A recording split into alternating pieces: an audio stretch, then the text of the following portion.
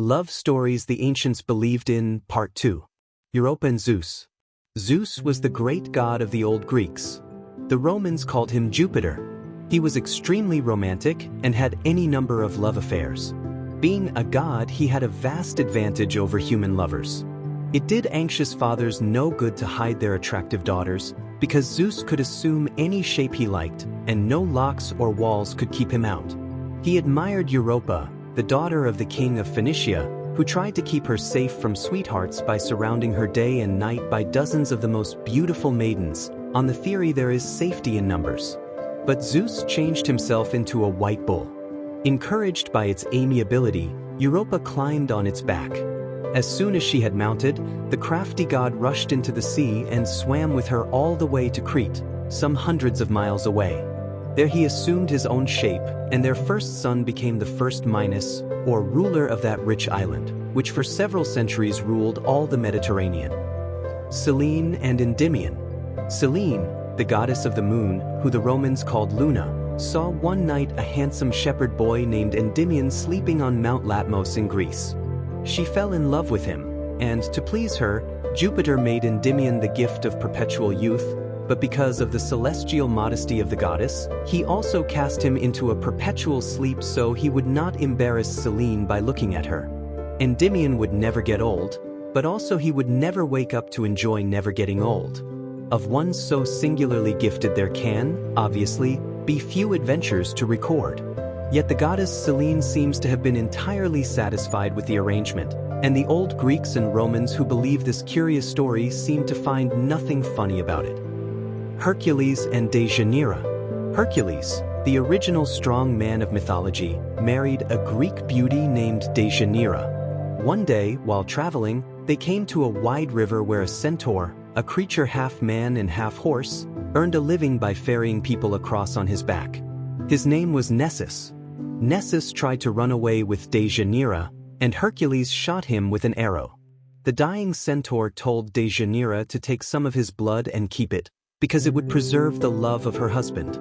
After a while, Hercules took captive a fair maiden named Iole, and Dejanira thought he was a little fonder of his prisoner than he should be. So she took his shirt and steeped it in the blood of Nessus. But the blood was deadly poison. The centaur had been a far-reaching person, content to wait a long time for revenge. Hercules put on the shirt and died. Dejanira hung herself. Persephone and Pluto. Persephone was the daughter of Ceres, who was the goddess of the earth. One day there was a great volcanic outbreak of Mount Etna, and Pluto, the god of the underworld, or abode of the dead, came up from below to see what damage had been done. Venus, for a joke, had her son Cupid shoot an arrow of love into the dark monarch's heart. His eyes fell on Persephone and he kidnapped her. When she didn't come home, Ceres went all around the earth searching for her. In her sorrow, she forgot to look after her business of keeping the trees and plants fresh. Vegetation began to wither and die, and humanity appealed to the gods for farm relief. Jupiter patched up a truce between Pluto and his mother-in-law whereby Persephone spent half the year with each of them. Then all the plants became fresh again. Venus and Adonis. Although Venus was the goddess of love of the ancients, some of her romances were no happier than some of her worshippers are. While playing with her son Cupid, she cut herself with one of his arrows. Those whom Cupid's arrows wounded immediately fell in love. His mother had no immunity from what the old Greeks called the sweet venom of Eros. Her eyes fell upon Adonis, a noble and singularly attractive youth who was quite a sportsman. She loved him more than she had loved anyone else during all her emotional centuries of life. She warned him against hunting, but he disobeyed her and was killed by a boar. Venus, in her swan-drawn chariot, heard his dying groans and hastened to him. She sprinkled nectar on his blood, and from this was born the anemone, or windflower. And people still say of an unusually attractive man, "Why, he's a perfect Adonis."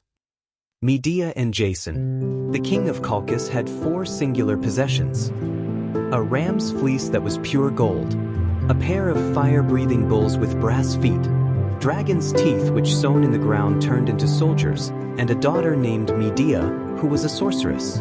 Jason, a Greek hero, wanted the golden fleece. The king of Colchis promised to give it to him if he would yoke the bulls to a plow and sow the dragon's teeth. Medea fell in love with Jason. She gave him a charm which protected him against the bulls and allowed him to conquer the dragon-teeth soldiers.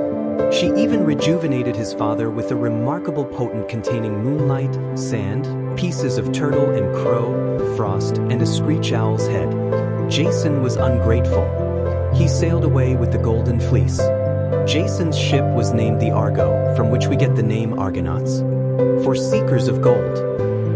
This is the end of love stories the ancients believed in, Part 2. For more information, check out our website, dulacebooks.com.